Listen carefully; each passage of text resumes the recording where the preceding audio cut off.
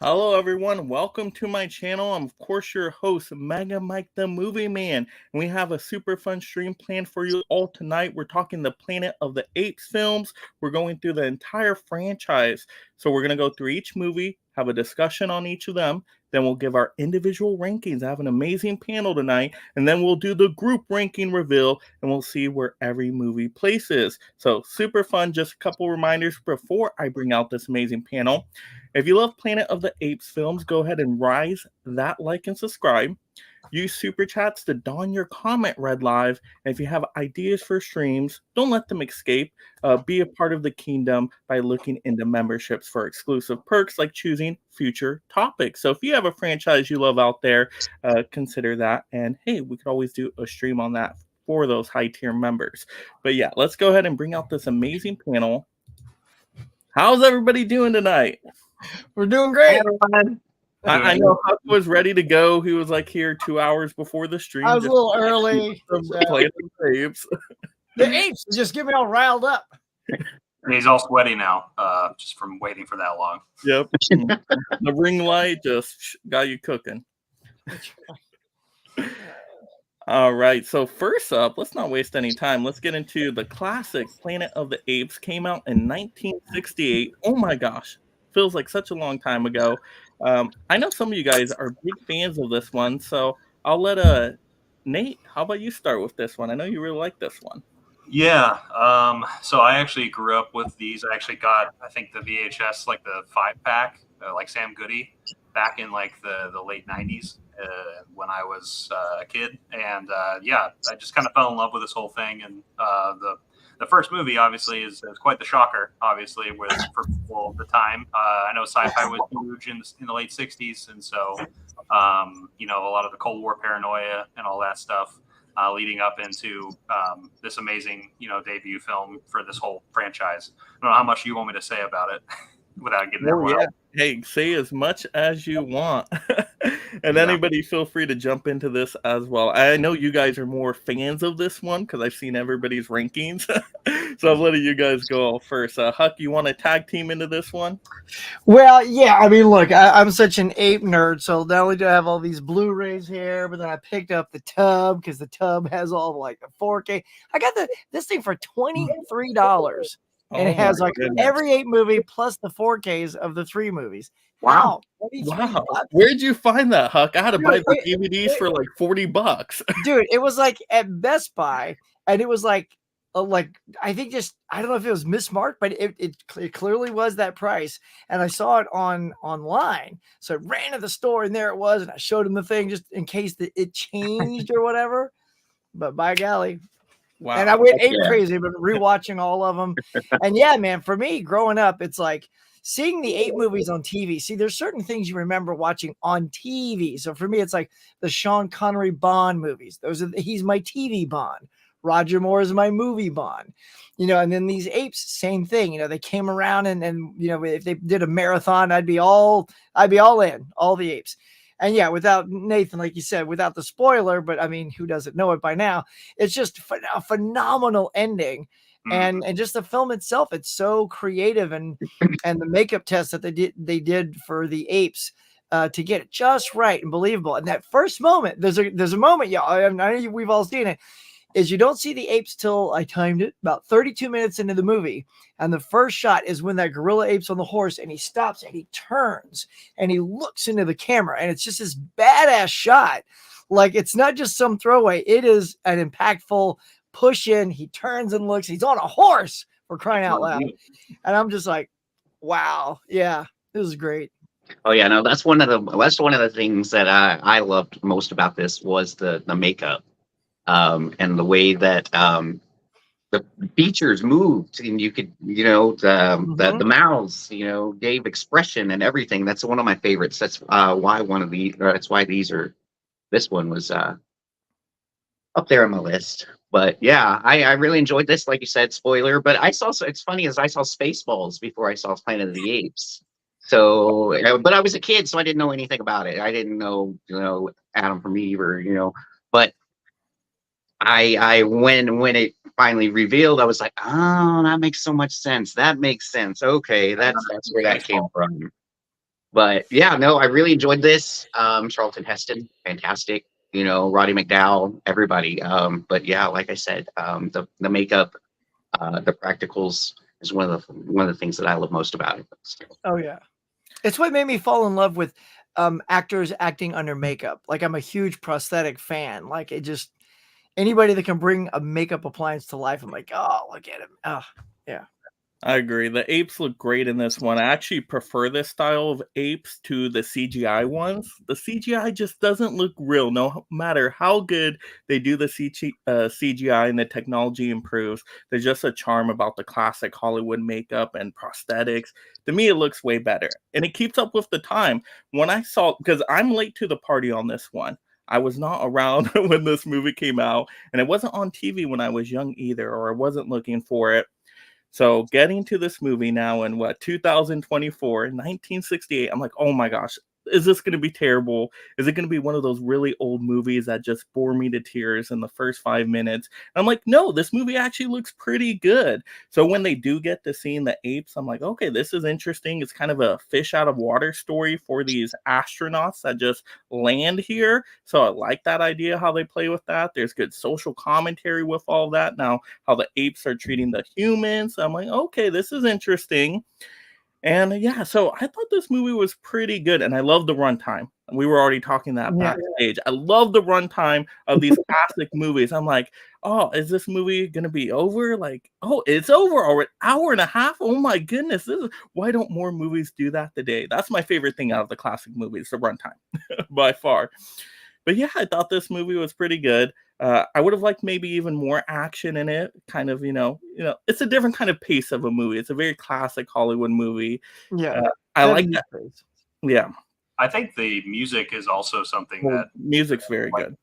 yeah, I was gonna say, especially with this. I mean, this not even just the score, but like the sound design.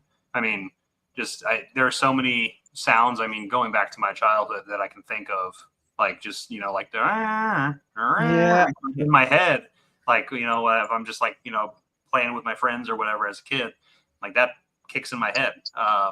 So like it's stuff like that just like sticks with you. So I think it's a very impactful movie for a lot of people who grew up with this, but also at the same time, like how can you forget a movie like this just in terms of like the sounds that it makes, even in the images are right there too. So Yeah, and that Yeah. ending, I love that ending. The Yeah. ending is so good. Nathan, I like what you're saying about the sound because not only with the but there's also that dong dong dong dong dong dong dong dong. It's like there's Jerry Goldsmith. For those who don't know, is the composer of this film, and he found so many great little like music cues for certain things that just it was kind of haunting. Like as a kid, those were kind of scary notes to hear, And I know we'll get to the newest one, but I don't know if you guys caught it, but there's a love letter to Jerry in that movie. I don't know if y'all caught it. I didn't. No.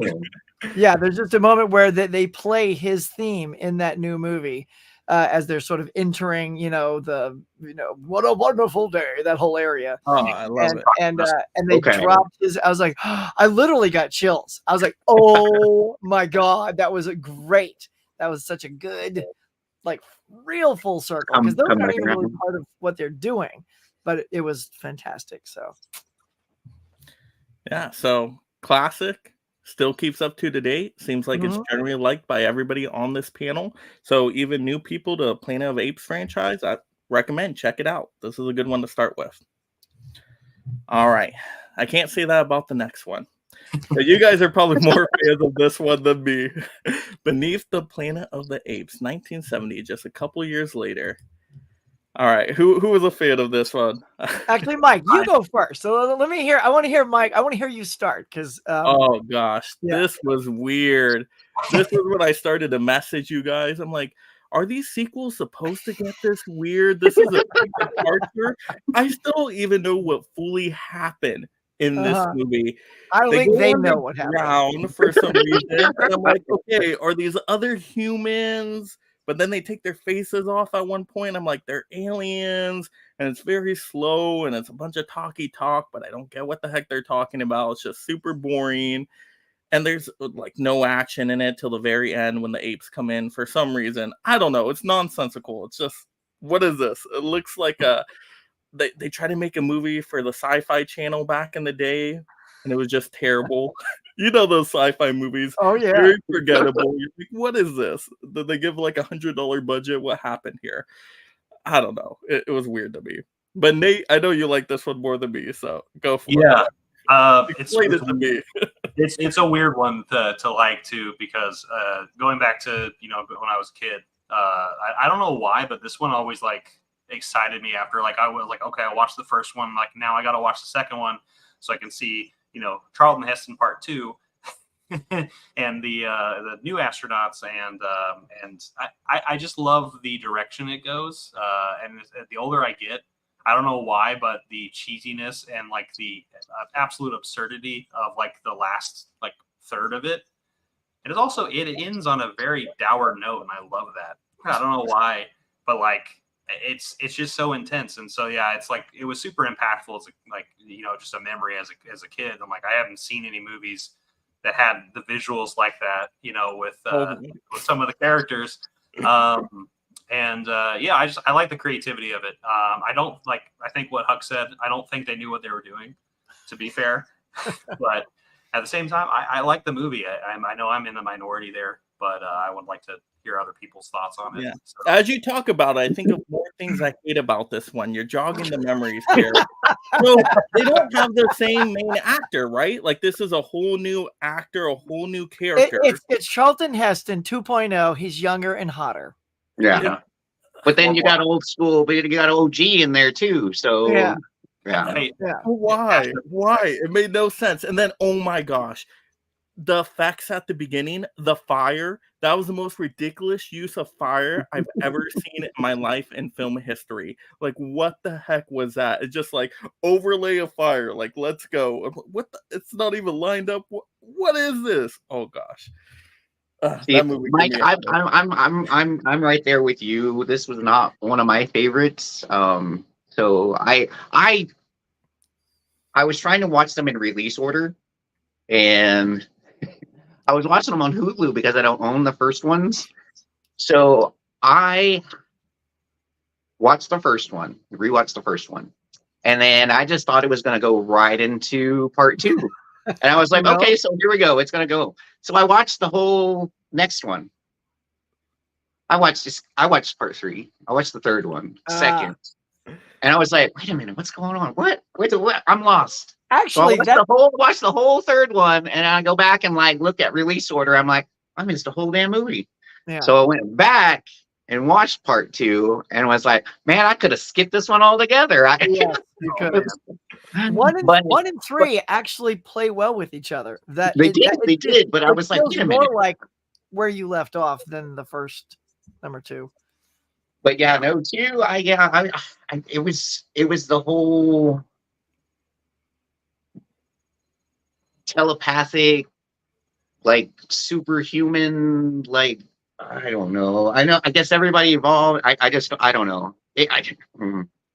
What are they? They're just like evolved people mutants with super. They're mutants, right? So it's from the nuclear war. Yeah, right. Yeah, and of course, yeah. And Nate, I hate to leave you out in the cold, but okay. On rewatch, I remember as a kid, I will say I remember kind of liking it just because it was more apes and I couldn't get enough. Yeah, but dude, let me tell you, rewatching it, I was like, Mike, those flames. I'm like, what? That looks awful. Why are they even there? It made no sense. It was just like, they were just throwing anything at the wall and said, fire, apes, nuclear people, fall. It was just a hot mess. I was like, I don't really like this movie now. I remember liking it, but upon rewatch, oddly, and we'll get to it, I ended up liking some of the later apes that I thought I disliked much better than 2. In fact, I might have even got my order wrong on you, Mike. As I'm now thinking about it, I should have pushed it down.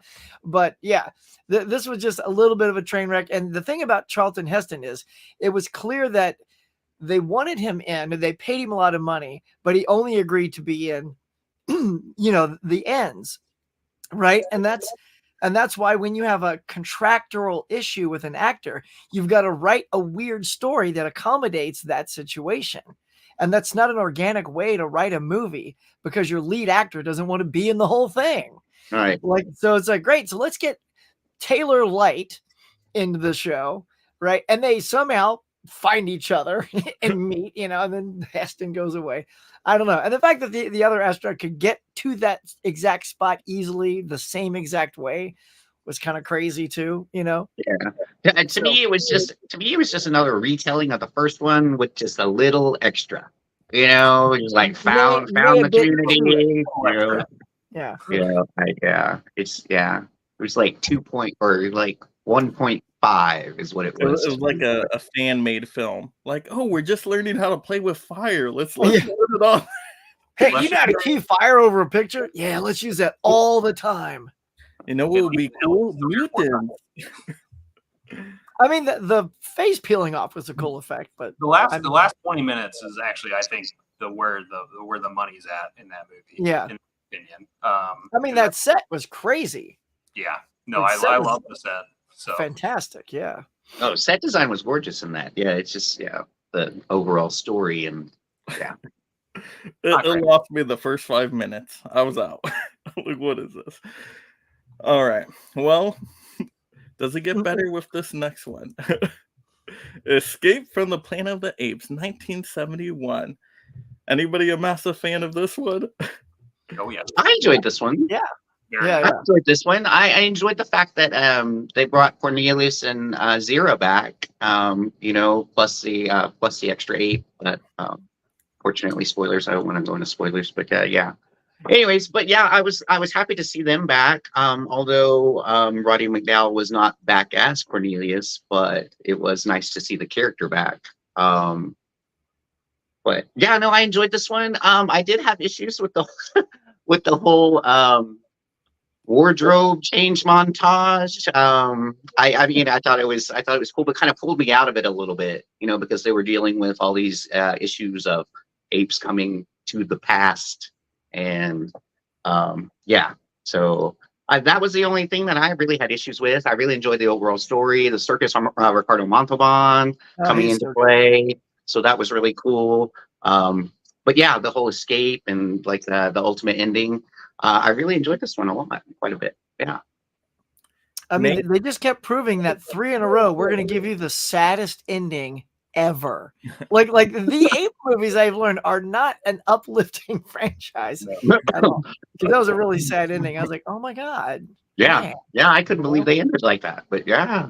It kind of reminded me of because of like just civil rights movement at the time, but also at the same time, just the I'm trying to think of it reminded me of like a James Bond movie in a ways too. I mean, it had elements, not necessarily espionage, but like of like a modern, like that.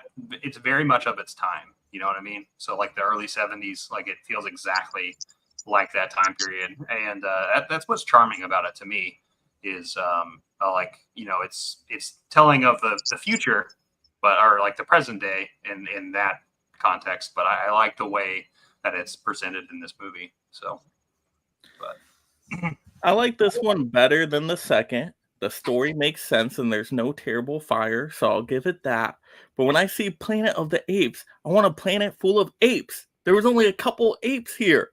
That's not enough apes for a movie like this, in my opinion. But it's a fish out of water story. The apes getting used to being there, and you got the social commentary, so that all works. But I don't know, just not enough for me. I wanted more action and Yeah, no, I totally get that.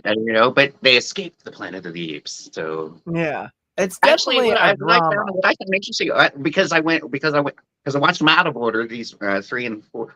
So when they landed at the beginning, I was like, wait a minute, because I was watching 2, and I'm watching 3, but then they get and then it's all men, military, human men, and I was like, what am I missing? Because that's why it kind of threw me off a little bit. But after the fact, and I went back and watched Beneath, and then I was like, oh yeah, I get it. Nuclear, they destroyed their planet. Oh, sorry, spoilers, my bad. But yeah, I like the way it started. and then them acclimating to the U.S. and did they go back to the 60s or was it in the 70s? I can't remember when this one was set. Well, But 71 is when the movie came 71. out, or 70? Was it 70? 72 or yeah. Yeah, 72 is So it's- Conquest. 71. That's the thing too, man. They were 1 cranking year these out after. like just a Oh, they year were. apart. Yeah. That's So what I'm these saying. are Yeah. not like they're not taking their time at all. Oh You yeah. know, No, and yeah, you saved a fortune on makeup on this movie. I mean, they pay it forward in the next one when we get to it, but all you had was the main actors. So, but Ricardo was fantastic. Love Ricardo Montalban. Yeah. All right, next Because one. what I liked about him too is like there's always some humans that really fight for them. You know, there's always somebody that's on their side. right. And his genuine, like, these are special apes, you know, and need to be treated as such. But of course, the military men are like, you know, dissect them. Let's figure out what's going on. You know, yeah. It plays dividends into the next one. So Oh yeah, that's why I stopped talking because I knew it was going Right to. there, Conquest of the Yeah. Planet of the Apes, 1972, just 1 year later. Yeah, this one, like I said, I don't know. These original sequels are really weird to me. The first half I was pretty bored by. I do like the second half though, because that feels kind of like Rise of the Planet of the Apes, and then you get more action when they're revolting and all of that. So I'm like, that part's really cool, but it takes some time to get there. Yeah. But what do you guys think of this one? I think that Roddy McDowell really but in the last movie and then also in this one, I think really shows like his acting chops. Like I think He's so good. these last like 3, 4, and like 5 in particular of this first leg of the franchises. I feel like those are his movies. Like if they're gonna like be anybody's, because obviously in the first one's Charlton Heston. So I quite enjoyed 4. I like the the rise effect of everything kind of coming together. Although it does come across as ways where it's like, well, they could easily take them out this way or that way, but at the same time you're just supposed to suspend your disbelief on things, and I quite enjoy the trajectory of it all. So. Yeah, no, I enjoyed this one. I enjoyed this one too. And you're right. Sorry, I got him flip flop. So Roddy didn't come back for 2 to play Cornelius. He came back for 3. So yeah, sorry, I got him flip flop there. But yes, no, to see him come back and play the son was really nice. Caesar. Yeah, Caesar. And I love the fact that, I know we'll get into it later, but names pop up consistently in each little franchise. So I like that. But yeah, once again, Ricardo Montalban back, having raised the orphan. And once again, there is someone on the inside willing to help the apes, which was really cool. McDonald, I like that character quite a bit. Once again, first time watch for me. So there's always the ones who fear the most, and then the ones who are willing to help. So I like that dynamic there between the governor. Was it the governor and the governor, and then and then his assistant, McDonald. So, but yeah, What's I like always this been- one. Yeah. Yeah. Yeah, good. You Go can ahead. finish Sorry. up, Fish. I was No, gonna say that the I- interesting- Good. It's because we love each other too much. No, you go. No. All right, you finish. Okay, sorry. No, but yes, when they got to the point where he started getting all the apes together and like forming their little armies and bands, and then organizing and like go this way and that way, and like so I really enjoyed this one. Like Mike said, this was more of a kind of a rise. It took a while to get to the rise to where the Planet of the Apes is going to end up. So yeah, I enjoyed this one. I call it Rise Light. Right. Yeah. Well, and what you could see is we were we were creating the scenario by turning them into slaves, getting them to do menial work, testing them, pouring the water. It's like, okay, so wow, are they doing that because when Cornelius and Zira came, that there was suddenly this desire? Like in the new ones, it's we do it. Like we create like a Virus. virus, a Yeah. virus that sort of makes us dumb and them smart. But this is literally we're educating them, which made it easier for Caesar to communicate, because otherwise, if they were all just the same apes that we know, I don't think he could have done it. So they sort of shot themselves in the foot. And this is it's kind of shocking to learn with all the gunplay and the apes. These movies were rated G until this movie. Gee, wow.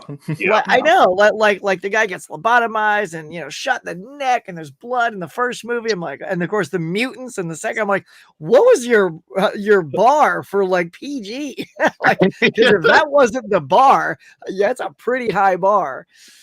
But yeah, when they rise, I found it very fascinating. And God, just Roddy is so good. I just like watching Roddy act. And I don't know if you guys rewatched it and which one you watched, but there's two versions of this film. There's the film where the guy that basically was torturing Cornelius, those apes beat the crap out of him. They beat him to death. But there was a reshoot done, and it was all done through voiceover and reuse of shots, where Cornelius becomes sort of the Caesar in the new movies, where he's like, no, apes shall be compassionate. We shall rule by showing compassion. And then they cut back to the gorilla apes, and they start pulling the guns back up. All they're doing is rolling the film in reverse, and they're picking the guns up, and they just keep cutting to a real close-up of Roddy's eyes. And the voiceover is, we're compassionate, and so that's how they ended it, which is really interesting because it shows that Caesar, despite you killing, like his parents have been killed, and now you've come after him. I mean, you let it happen, like him letting him get killed is warranted, but also in the re-edit, in sort of the theatrical rather than the unedited version, is a different take that I think plays into the new apes even more. Yeah. Right? I don't know if y'all like caught that. I like that edit more. It shows that side of Caesar where I think it makes more sense for his character. So yeah, no, I didn't. I guess I saw the newer, the updated, the one where they don't kill the governor. Yeah. So yeah. Yeah, in fact, I'd seen that one so often, I didn't realize I was on that other cut. I'm like, oh my God, they just beat that guy to death. Because I'm waiting for his speech, put your weapons down, and it didn't happen. And then the credits rolled. I'm like, they totally murdered that guy. So go on the disc, found the other one, and then I just rewatched the ending, and it was fascinating to watch the two. Yeah. But yeah, like you said, Roddy McDowall with the practical effects, the practical makeup, you see so much in his eyes, I mean, without he's full on facial features, and his voice, his voice is so distinct. And that was so good. Yeah. So. And this was the first movie we saw Caesar in, right? Yes. Okay. Well, I mean, he was a baby. He was a baby. Mama. That's your ending. Mama. But yeah, where this they is rock the first. the video back and forth. All right. Well, next up, Battle for Planet of the Apes, and I will start on this one because I don't think anybody else liked this one. But I like Battle for Planet of the Apes. It's the most action-packed out of the classic Planet of the Apes movies. I'm like, finally, I get a war type of Planet of Apes movie, and they're like exploding, and I'm like, oh my gosh, this is so intense right here. So I thought that was fun. I'm like, oh, this is really cool. This is what I wanted out of a Planet of Apes movie. Humans, apes, war. Yes, that's what I like. But yeah, that's pretty much what I got out of it. A lot of action, fun. Now, why did you guys hate it? Well, it's funny. Hating is a strong word. Even though it was low, I will say when I rewatched it, even though it's low, I didn't hate it. I actually liked it quite a bit. I didn't recall liking it that much because what it is, it's such a lower budget. There's no big spectacle set. There's nothing super impressive. They literally just found like a grassy area to build some huts and shoot this movie on a very tight, small budget. So it's minimal sets. In fact, when they're blowing the stuff up, Mike, I was watching the stuff afterwards that they're making of. Hold on. What is that? So my thing's open. There was they would set 3 different cameras up on every explosion. So when they blew up the tents, they would reuse that same tent blowing up 3 times because they shot From a different angles. angle. Nice. That's using your budget wisely. Oh, And absolutely. yeah, so even though there was like great action, I could also see the reuse. Like I could tell as an editor, I'm like, that's the same shot.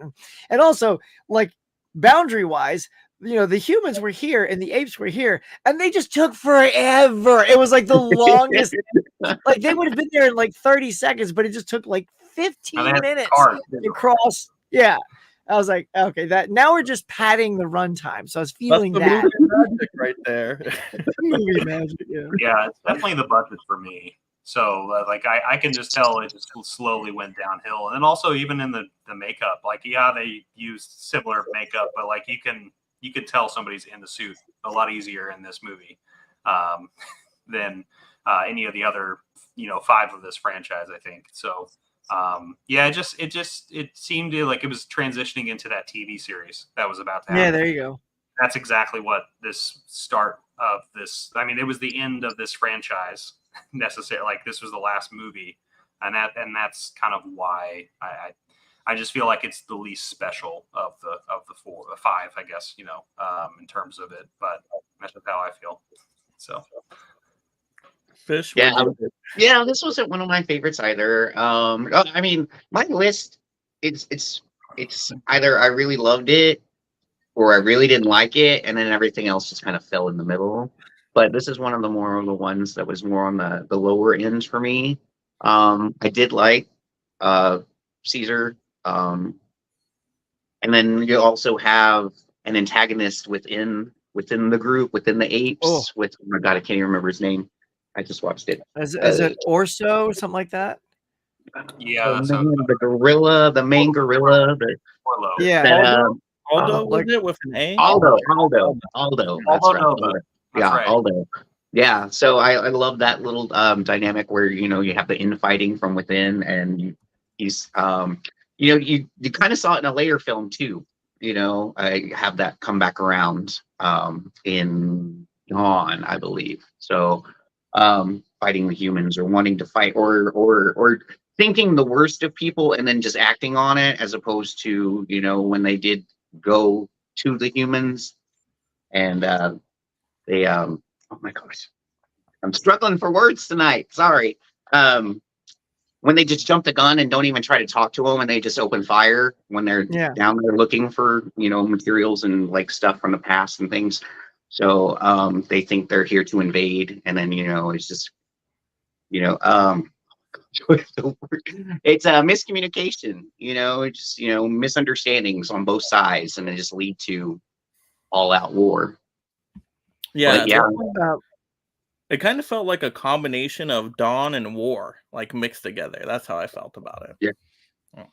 Yeah, and I wanted to give a shout out to some of the great actors. I mean, Claude Atkins is the one that played Aldo. He was really fantastic as that gorilla ape.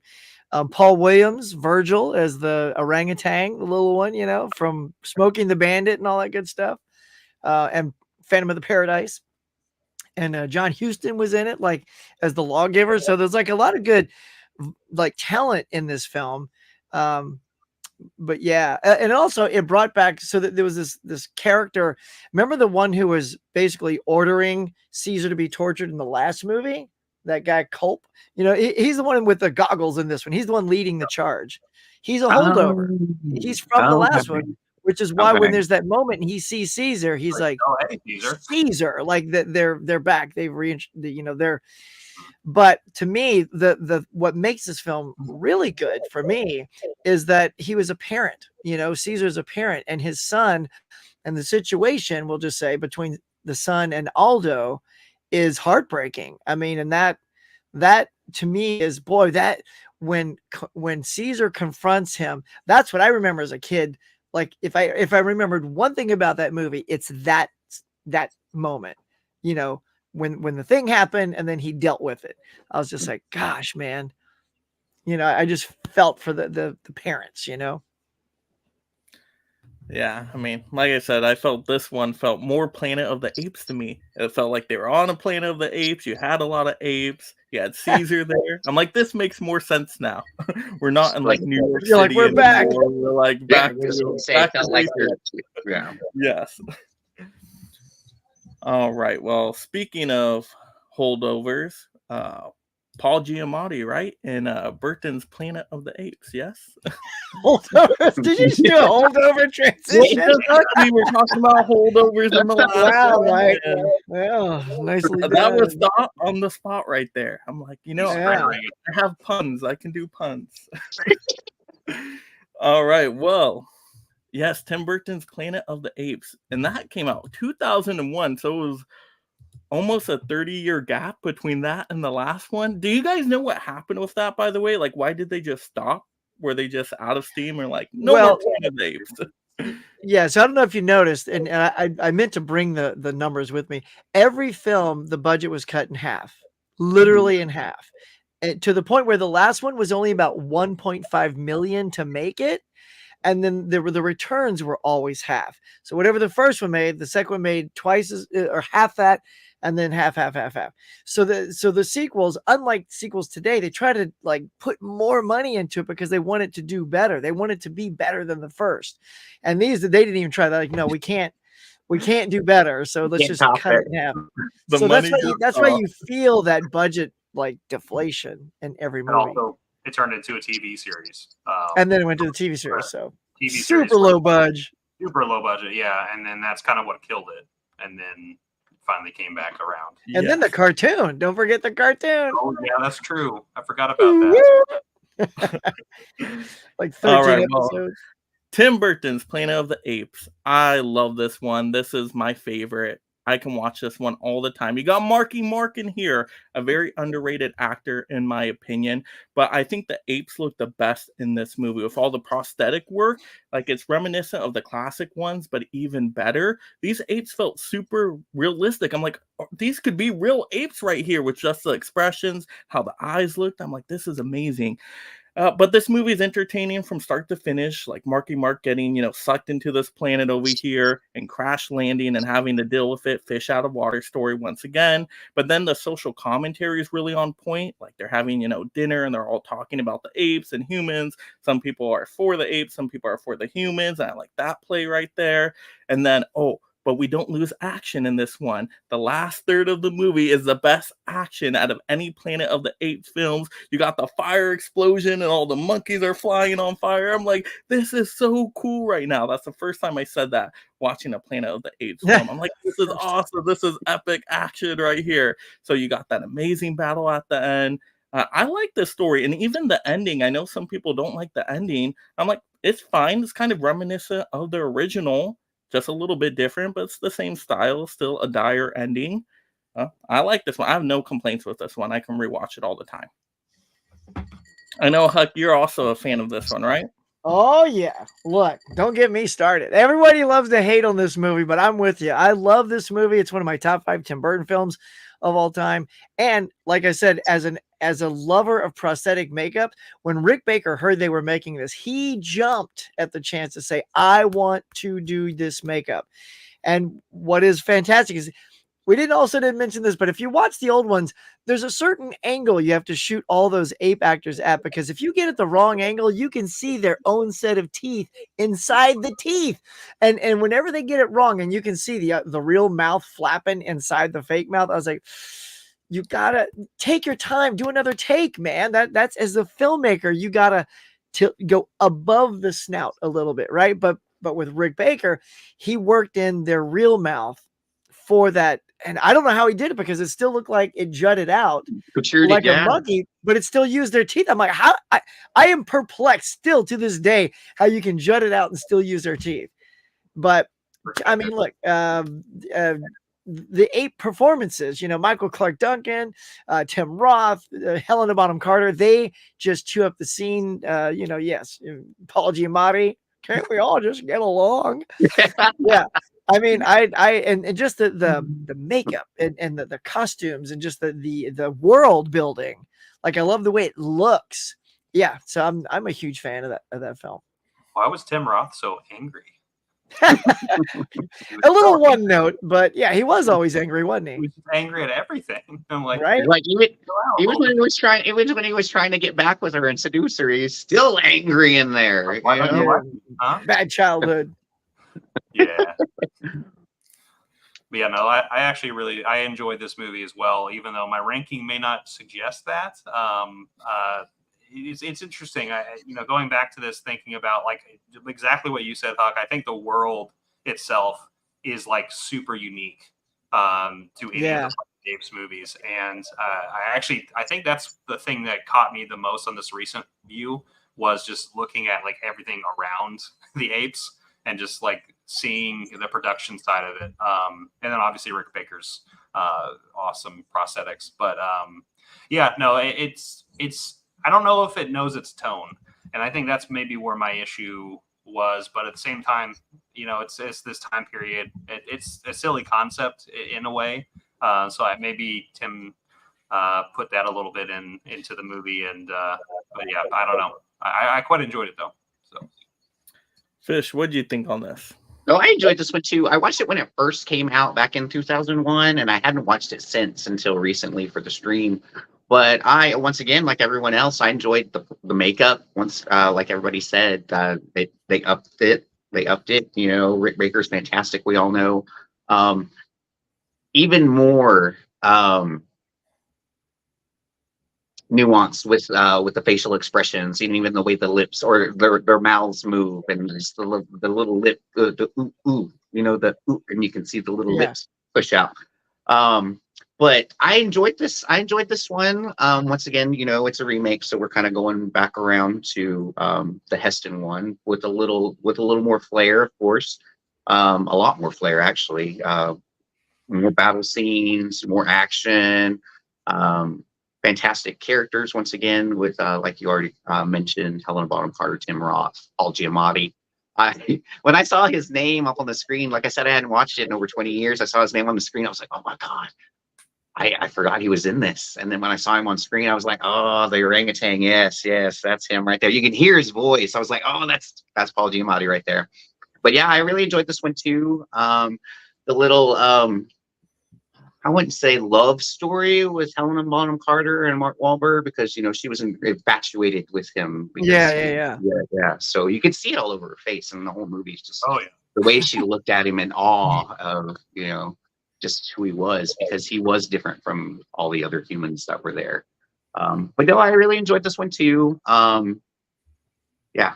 So yeah. I like that they didn't have the exact same Cornelius and Zira scenario in this. Right. Like Helena was kind of both wrapped into one. She was Cornelius and Zira, but also attached to Thade, And like you're saying too, Mike, like the end I liked as well. I mean, it was fine. You're never gonna top that first one. You just can't. That was so shocking and so oh my God moment. No matter what he did, you would say it wasn't as good. So I mean, the fact that it's like now they're full on wearing like cop suits and driving cars. I'm like, I mean, I was personally going, oh, I can't wait to see that movie. Right? I mean, like I didn't know that was like great. A sequel to that. I thought we were gonna like it was time for a new franchise, and when it was one and done, I was bummed. Yeah, what happened with that? Did it just bomb at the box office? It just did. Okay. I don't know if it bombed, but I think it didn't do what they wanted it to do. And so, like, oh well. Too bad. For another, 15 or 10 years, I guess. Yeah. Yep. 11. Yep. 2011, Rise of the Planet of the Apes. I really like this one as well. Like the first part of this feels kind of like Hollow Man with the Caesar stuff and the experiments, and they have to, take him home and all that. And I like James Franco in this. I thought he does a really good job in this one. And you can connect to the human characters. So I like how the human characters play in this. So yeah, I enjoyed the first half. I also enjoyed the second part when they start to rise and the San Francisco Bridge. And I like the setting of this one overall. So yeah, I thought it was a delight. Fish, I know you really like this one as well. What'd you like? I did really like this one a lot. I love that it's not we just evolved. It's like we screwed ourselves. We're trying to make life better for us, and then we just turn around and just screw it all up. We're trying to make people better, and it just goes to hell. I really enjoyed this one. John Lithgow was fantastic in this.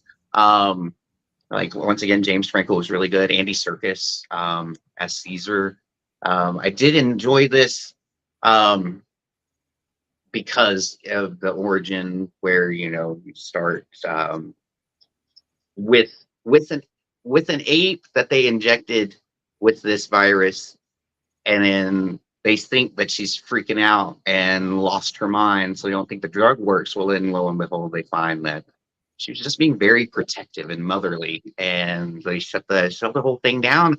And then he gets to live like a normal life, one unencumbered from laboratories and cells. They're still learning and still teaching and still experimenting, but it's not like evasive and stuff like that. So he gets to experience um, something normal, which I enjoyed. So he grew up, and then yeah.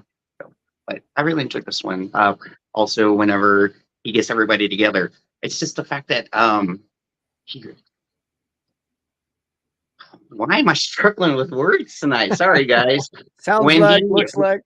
Yes, okay, so because my mind's all over the place with this one, because I want to kind of go in order, but then I start thinking about other things. Tom Felton as one of the Yeah. Oh, one right, of right. the one of the guards. I love him, Harry Potter, huge fan. So when I saw him in this movie and I saw him playing such a dick, I was like, man, That's he him. does this well.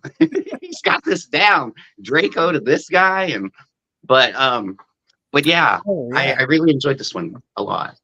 I Yeah. totally forgot about that part. Yes, and then the middle is like a prison escape movie. It's like the greatest Right. escape out of Yeah, the Apes films right there. So that was really cool. Yeah, that's a good It's scene. interesting the tone of of this movie. Like I feel like it thinking about it in terms of like the movies that'll come out after this.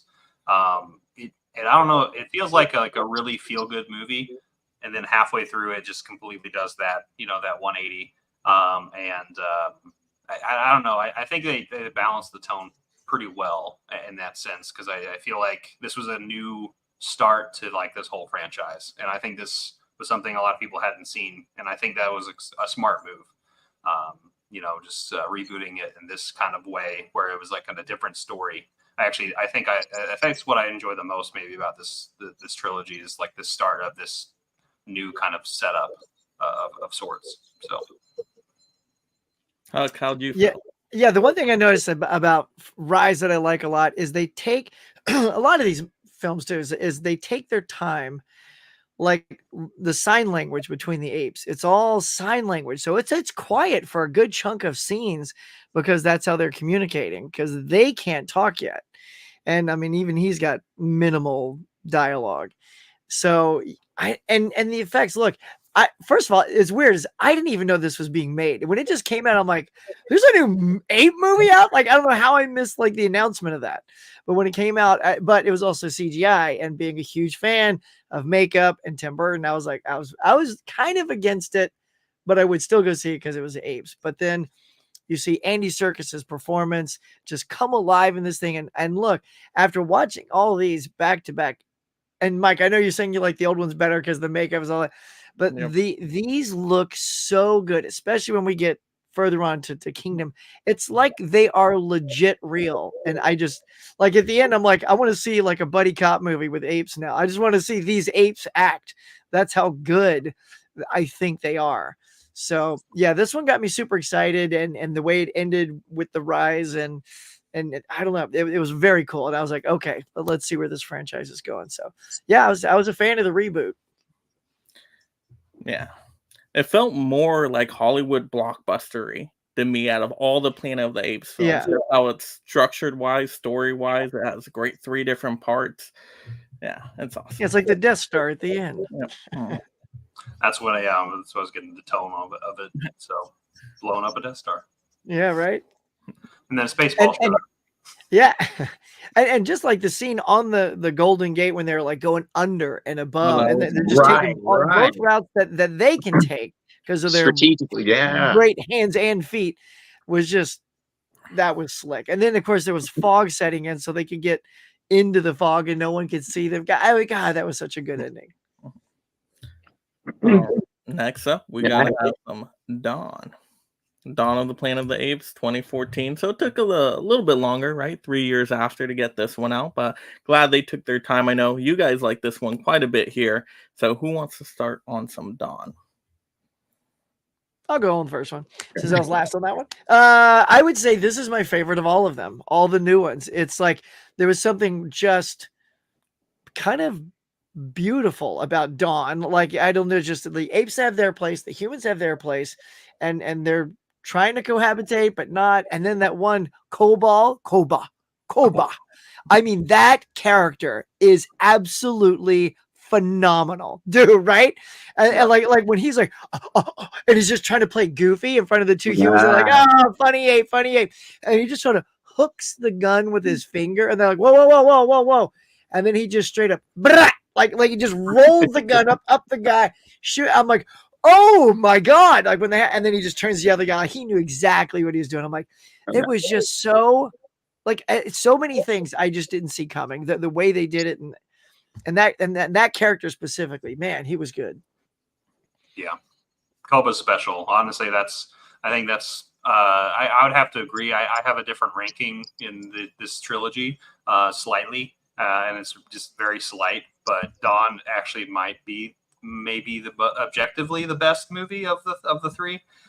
Just because of the character depth, I think, and seeing that clash between, like you're saying, but honestly, the clash between within Caesar is like the biggest story there, obviously, and we'll see that later on in War. But yeah, I just really love the characters in this. You get to see more, sign language, because they're still not really speaking as much. Still there.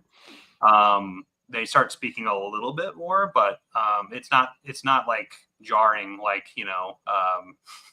going from if you're going back to the old franchise where you're going from escape to battle, battle, where they're like you're like, oh yeah, they can just talk, but near that part.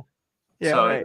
It's quite a bit of a jump, and so I enjoyed them pacing the story out like the way they did, and Gary Oldman did fantastic as well. Oh, Gary's great. Yeah. The humans were great too. Like Jason Clarke, Kerry Russell, is sort of the sympathetic humans. Once again, there's always some that are on the side, and they're the ones that help Caesar when Koba, takes a shot and blames. Oh yeah, no. Yeah. This one is my favorite. So I really love this one, especially for all the reasons you guys said, especially with the internal conflict among the apes, because of course Koba, he's like human, like, or when he's pointing at all of his experiments that they did on him, human do or human, and you understand why he's so untrusting of humans, and he knows what they're capable of. And I love that he sees one side and Caesar sees the other, where Caesar grew up with the Franco character, feeling love and affection, and growing up that way, and the two conflict together, and Caesar and his family wanting to protect his family, but also wanting to be diplomatic in a way, so wanting to kind of coexist and live in peace, so I really enjoyed this one. Like I said, this is my favorite, but the battle scenes at the end, the betrayal of Koba, and then him turning when they think Caesar's gone, and then turning the whole clan against the humans, and just like, see what they did, they did this, it's our, we gotta fight, we gotta go in the offensive. So yeah, this one is my. Man, I'm glad you guys love this one so much. I like it. Don't get me wrong. I like it, but I just have a few personal things with it that just bring it down a little bit lower for me. I want the apes talking. I don't prefer subtitles. I wish they were all talking like Caesar, but that's just me. This movie, you really got to pay attention to see everybody, and the subtitles go kind of fast. Also, the pacing of the movie, I don't like. I feel like it takes too long to get going to something.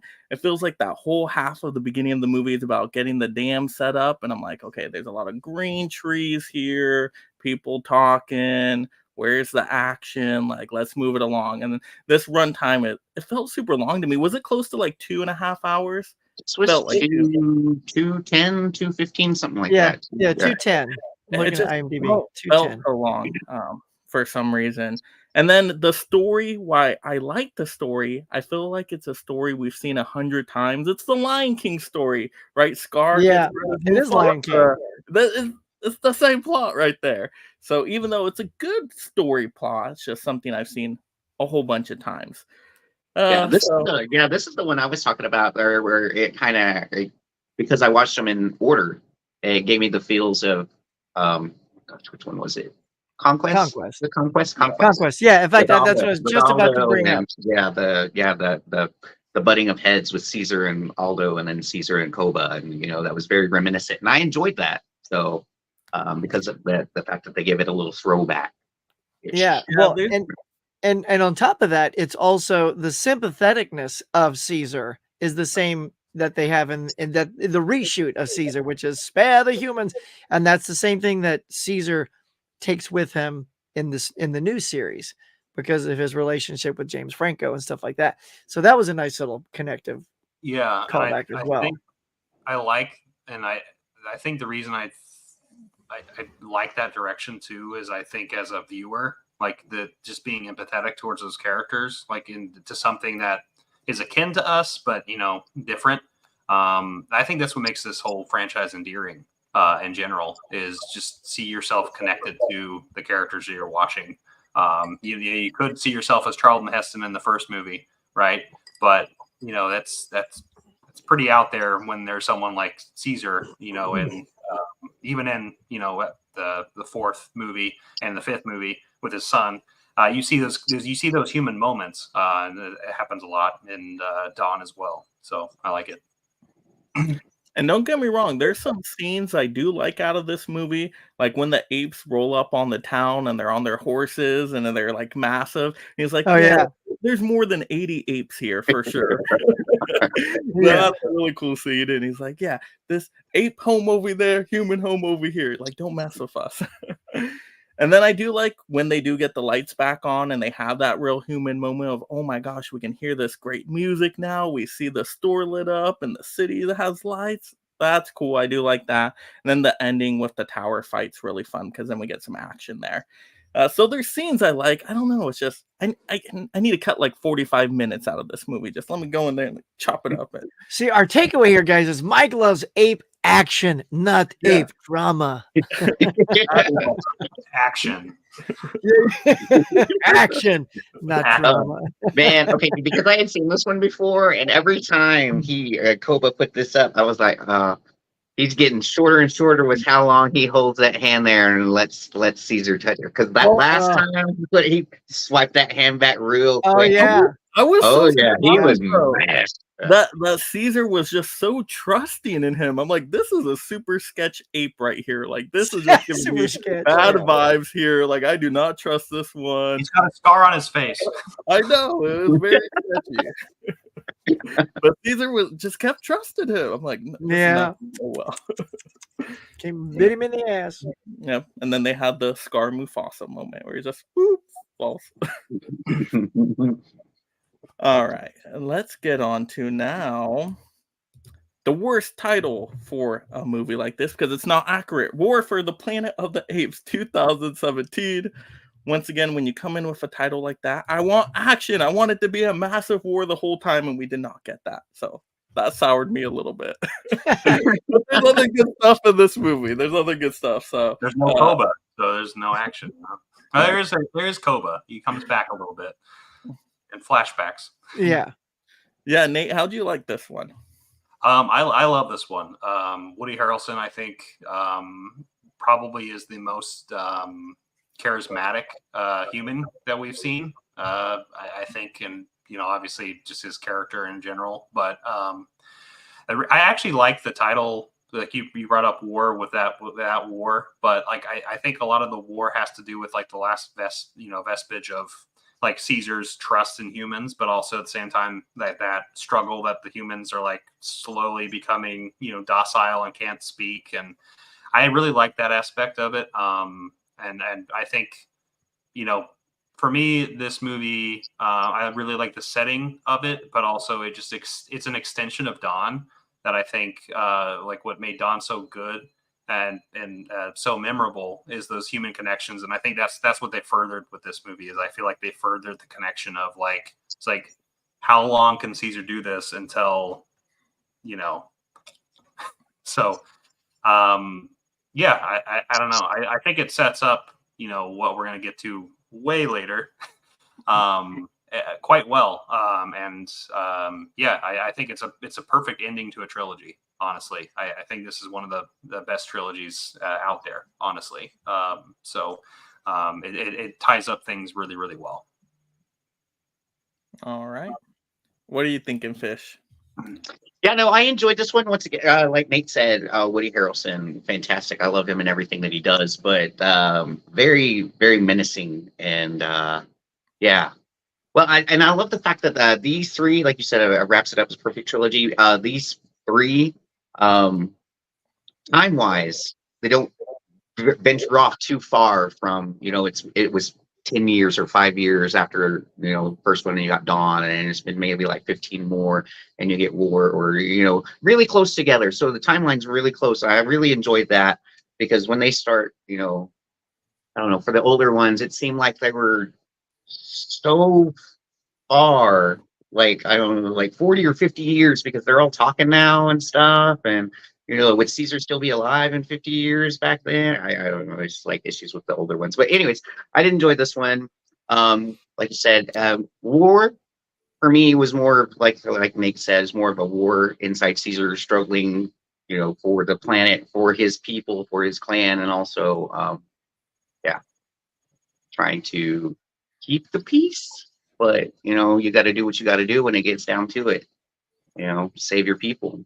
And, but also, I was going to say, when I was talking about names in the first one, names carry over. You have a Nova in this one, Yeah, little girl. yeah. So I enjoyed that. You have the girl from Heston's, and she was a Nova. And then I was waiting for a Nova in Tim Burton's, but I don't think I ever got it. But yeah, we have a Nova here in this one. And so like I enjoyed some of the names that carry over, like Caesar, Nova, Cornelia. Yeah, Cornelia instead of Cornelius, and his wife and stuff. But yeah, the family aspect where they raid the treehouse, the village, and kill his wife and one of his sons. And yeah, he's once again he's having war with that. I don't want to trust them, but we got to coexist, or but yeah. So anyways, I enjoyed this one for the most part. Yeah, that's what I wanted to bring up, Fish, is I was waiting for the family thing. That moment, like this is where the artists, you got to give it up to the artists that are putting these performances together. And I mean the CGI artists, because they're the ones crafting that emotion. Yes, Andy Serkis and all the actors are creating the performance, but they've got to convey that performance with their skills. And I think they're doing a phenomenal job with it. Because when he sees what Woody Harrelson just did, I mean, you just wanted him to rip him apart. When he jumps out, he just takes a Hail Mary and he grabs the rope, he gets lucky, and he starts going. I'm like, oh my God, this is going to be over before it starts. But, and to get to everybody's point about Woody, I think Woody is fantastic in this movie. Like, so good. When it was over, I'm like, that was great, because you kind of see where he's coming from while also being the bad guy, right? You get like he's trying to preserve them, and then Caesar's trying to preserve his, and just it was just so good. And I love that relationship with all the apes in the containment camp, coming together, figuring out how to do it. And then and then even like some of the apes are working with the humans, right? You got like the gorilla helping them like kill all these other apes. And you get a nice moment where he's like, enough of this. And he helps Caesar out. I'm like, yes, here we go. Just good character arcs. What's that? Don't forget Steve Zahn's character. Oh my God. Yes. Steve Zahn. Oh, the crazy eyes, always wearing jackets. He was the Paul Giamatti of the yeah. Yeah. He was Oh, great. okay. I didn't even. It just occurred to me that was him. Like Yeah, I the, didn't even know the, that was him, but he was definitely needed for this movie. He was so fun in this one. I'm like, you need that. You need a little levity here. Yeah, yeah, with Oh yeah, the work Yeah. stuff. yeah. Steve Zahn was perfect. yeah. No, the characters like not even your main ape characters. Like, well, he is in my eyes, but the orangutan, the big orangutan that is in all the movies, he's one of my favorites. He's probably is besides Caesar my favorite character in all three of these movies. So, but yeah. I know Yeah, they this seem to be is the great sidekick, don't they? It's funny because in the originals they are sort of the law, givers. yeah, the lawgivers and all that stuff, Yeah. and so they keep that. But in the later ones, they're sort of more, sidekicky, but smart. Still filled with wisdom, but they're not leading the stuff. Right. Oh, but we'll get to that. And yeah, no, and I love the fact that each ape species have their own place.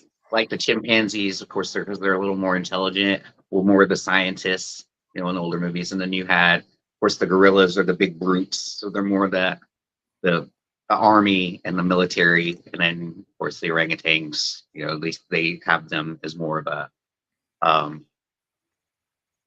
governmental kind of overseeing law giving. So I like that they have them in their own little spots that they all thrived in. all right. I'm gonna be tough on this one because you guys were very positive, so I got to All bring right, here some we go. negatives for me. Well, it's kind of similar negatives to Dawn, where it's the subtitles. Once again, another personal issue of mine. But I don't know. I didn't like the setting as much as Dawn. I didn't like the cold environments. I don't know. Cold is just boring to me.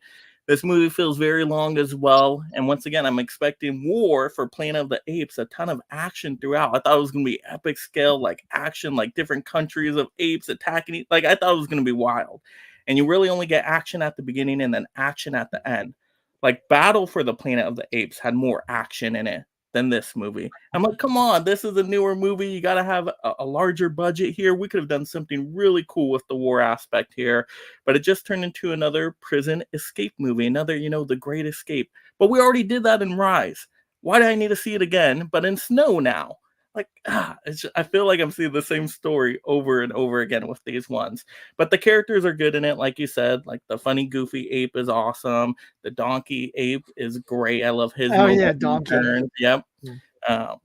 I like Caesar's moments in here too, where all the apes are starving and he's sticking up for them. He's like, we need food and water for them if we want them to continue their work. So he has a lot of powerful moments in here. I like his character arc, and then also how he's on a revenge quest because of what happened to his family, but then he sees how that's coming back to him. So I like that to it. Woody Harrelson, even though it's a good performance, he's just so unlikable. Like, I know he's the villain, but he's way unlikable. He's not like a villain where he has a little bit of charm where you're like, oh, okay, at some points I'm like, oh, okay. No, it's like, no, this guy's terrible. Get rid of him now. He's like awful from start to finish. Not really a character arc for him. He's just evil guy. Get rid of him, apes. So those are my negatives with it, but I still like it. It's still very good. It's still very solid. The CGI is really good in this one. So, Hey, Mike, you're gonna come to appreciate those subtitles later on, right, Huck? Because they're on every movie that I watch. Yeah. they just go. They go fast for me. So then, like, I have to read them, and I'm like, sometimes I miss it because I'm like, I'm not reading fast enough. And then it comes to another part, and like, you really gotta focus in. Like, it can't be a background movie. Like, you gotta sit there and like really read fast. That's just me. That's my own personal preference. See, Mike needs a dubbed version where when the apes are signing, someone's talking, even though the lips aren't moving. The descriptive, audio. Maybe I should try that. Yeah. I love dub stuff. I watch everything dub if I can. So I'm totally. I do love the fact that like I said, they weren't huge jumps in time with these newer ones. So they were actually learning. So he was teaching them all to sign first, and then teaching, and then vocally they would start with little words, no, or things, and then eventually the language started coming around. to them. So You have I Steve did Zahn. enjoy it. It was more realistic to me in that aspect.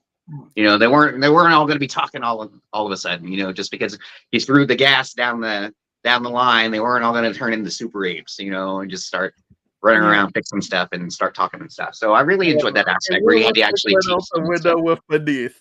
Let's be real now. After Beneath, there was nothing more realistic.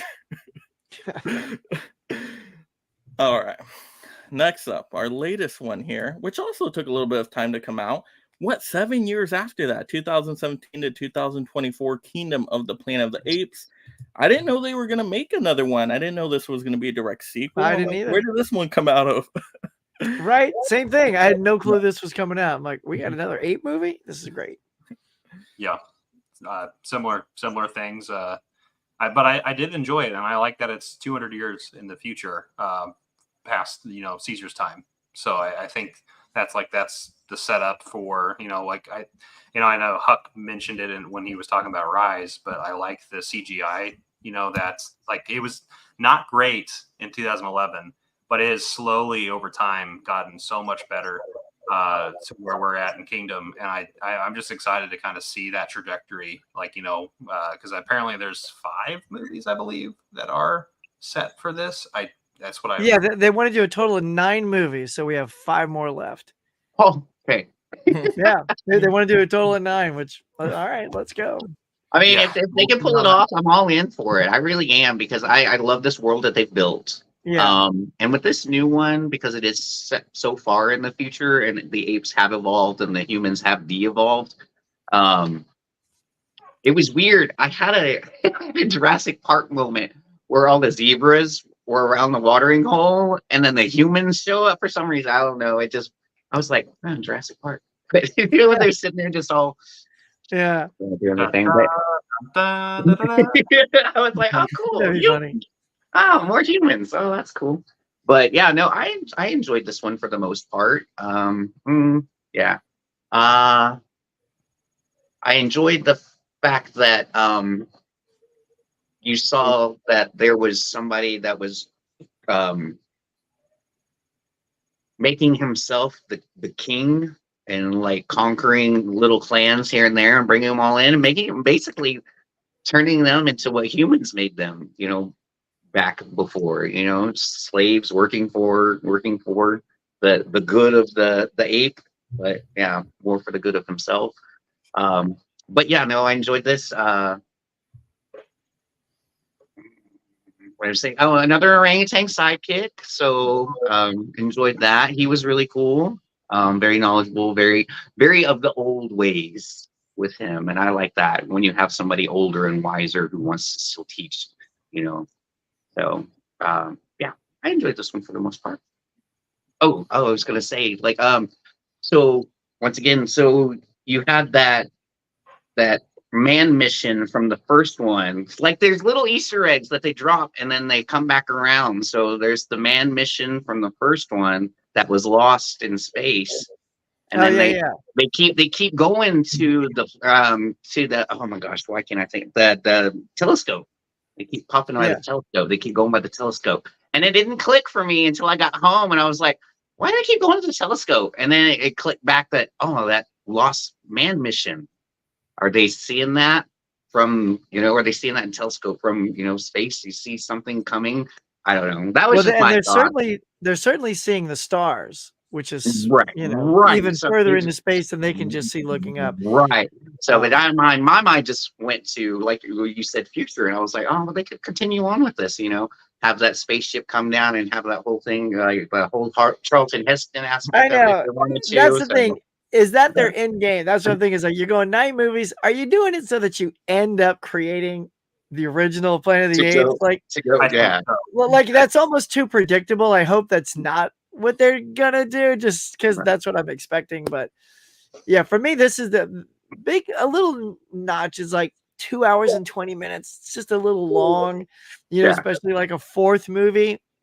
You could have dialed this back a little bit to a nice 2:05, something like that. And so Nate, you said 200. I thought it was 300, but it's like at least 2, right? I thought it was 3. Something like that. Because my thing was, if it's 2, even if it's 2 or 3, and we are going somewhere. So in the previous film, right? So War, Like some of them 3000. were wearing like bone necklaces and things like that, so that there was starting to be a little bit of dressing on them. I was a little stunned to whether it's 200 or 300 years in the future. Why haven't clothing kicked in yet? That is the one thing I thought, why are we still without that? Like they're doing everything else. They got houses and they're doing this and that, and they're creating villages, but no clothes still. And yet he has a crown. That's a superficial ornament. I think they're getting there because, like, in the original, like, it's the year like 3000, like 800 something, and so Yeah. it's really far in the future. And this is only a couple hundred years, so I think they're still evolving. That's where, like, if I'm looking at the timeline of things, like, who knows what these other movies are gonna get to, but that's where I'm guessing is where it's like it's still that slow, drag of like. There's people still signing, or they're just speaking now. Yeah. Like, that is like the biggest upkeep is most of them speak. So, Well, speaking of speaking, I wanted to point out Rocco, the orangutan. So Peter Macon, the guy that plays that, he's the guy from the Orville. If anybody's a sci-fi fan, the Orville, he plays Bortus.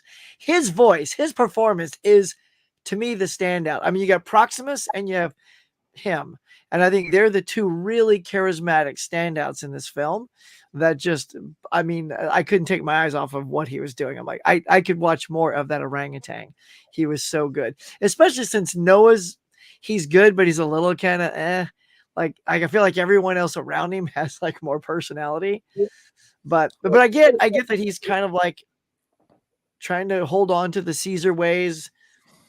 And Proximus is not. It's like that, but he thinks or at least he's telling everyone this is what Caesar would have wanted, Right. enslaving them.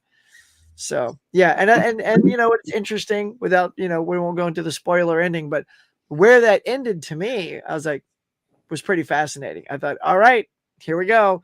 So not everyone's de-evolved. There are more Novas out there. William H. Macy is like still. He's like, yeah, I'm just a book nerd who wants to read him. Yeah, stories. William H. Macy, like his character was clearly not. He was normal, but I think that's where you've learned that, okay, not just like all the apes haven't been affected yet to be smart, all the humans haven't de-evolved yet, because some are immune to that toxin. So I think that's where this whole grand scale is going to happen in these next 5 movies. And someone said this, I love this idea, is we've seen a lot of American movie apes right now, because this happens here, like San Francisco is where Caesar took place, so they all speak English. Where do you go from here? Like, what do we get to see? Like samurai apes? Do you get to go to Africa and see those apes? Or you get to go to China? Like, you're gonna have different apes evolving in different continents, and we build up to a true war of the Planet of the Apes. Right? Just like we all have war here. That's another thing that I was wondering. As the simian flu got spread around, like it was airborne. So I mean, like, did apes all around the world, just because they came in contact with humans, like it started to? That's what I was wondering. Well, that's what I loved about that because they were, directly breathed it in. In San Fran, is that the only way that, or were these the only apes? And their offspring, are they the only genetically modified? I think that's what that gorgeous graphic was at the end of Dawn, at the beginning of War. You see like 2 things go out, boom, and then it hits and it branches 10 more, boom, and then they branch 10 more, bam, and it just kept branching all over the planet. I'm like, oh, that's such a brilliant way without some boring exposition to show you it's everywhere. It's now everywhere. Mike, what'd you think? Oh, I really like this one. This actually felt like Planet of the Apes. We're now with a planet with ruling apes. It took it back to kind of the classic original with that. So I love the setting in this movie. this is probably my favorite setting out of all the new Planet of the Apes movies. The CGI looks so good in here. The apes were awesome Amazing. looking, and all the other animals too. Like even the eagle looked fantastic, and there was plenty of action in this movie. Even the beginning with the different tribes and the different apes just attacking each other. That was so cool. Oh, and the fire looked good in this one too. Not it was I proper think use of every fire. movie looked better than 2. I don't know, that fire. I still think about it. So that was great. I like the villain, the King Ape. It's a wonderful day. Oh, I love so that good. voice. He was a good villain.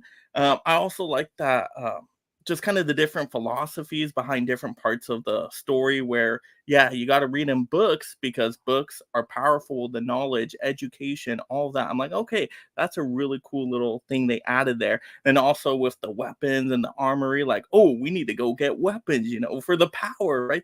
It came all full circle by the end. So yeah, it had everything. Oh, and they're talking now, like you guys said. They talking. Yeah, they're talking.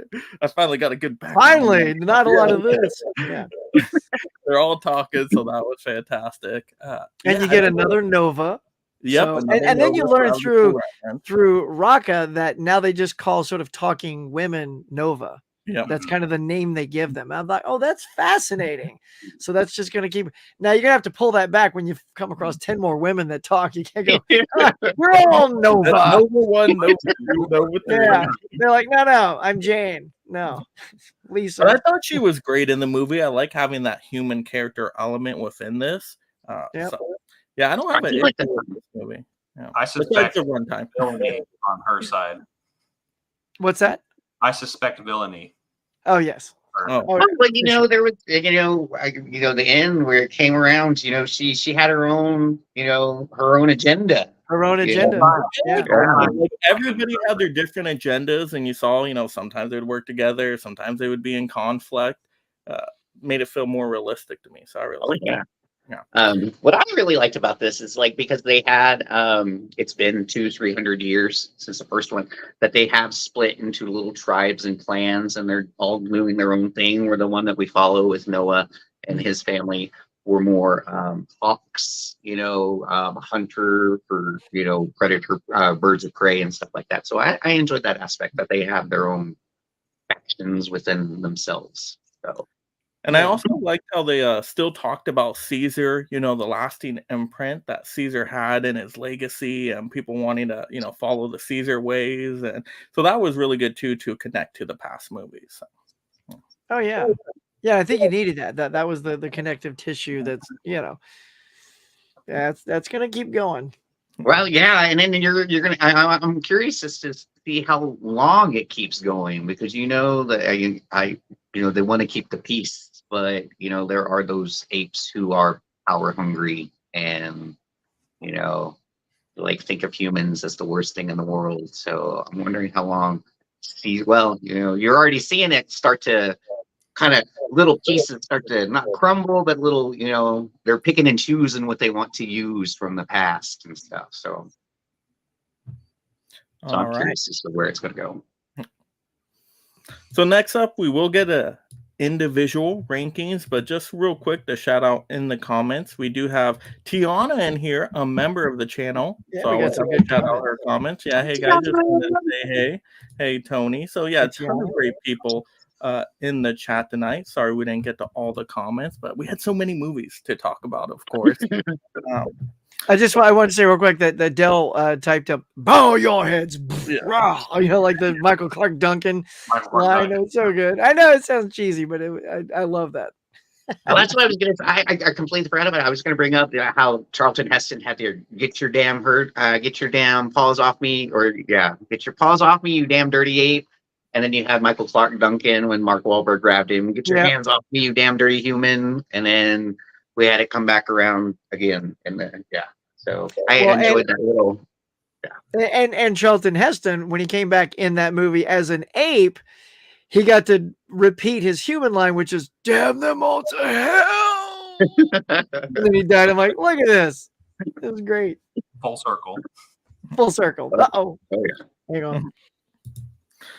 We got Cindy in here saying, I've never watched the Tim Burton movie, but you guys convinced me to give it a shot. That's my favorite right there. I love the Tim Burton one. Get the DVD. Check it out. Dragon movie guy saying, I love the live stream. Well, thank you so much. All right, so individual rankings. Before we get to that, though, let's go ahead and make a prediction here on the group ranking. I'm going to have you guys make the predictions because I already, of course, know the group ranking scores. What do you guys think are going to be the top 3 by the time we get to the group ranking? What are you thinking, Nate? I got to try to get my camera to work. Well, I'll wait for Huck, but No, I'm right here. I'm just stepping out because if I step back in, sometimes it. I'll just All say right, just go. There it is. There it goes. Everyone can do one. I think Dawn of the Planet of the Apes will be in the top 3. All right. What are you thinking, Fish? What do you think? Yeah, I'm leaning more towards the newer ones because I guess they're more recent. But these two down here got nostalgia working for them, so I'm wondering if like the older ones might be, of course, higher on their list. But I'm gonna say like the OG is up there. I would think the OG would be up there definitely. So. Okay.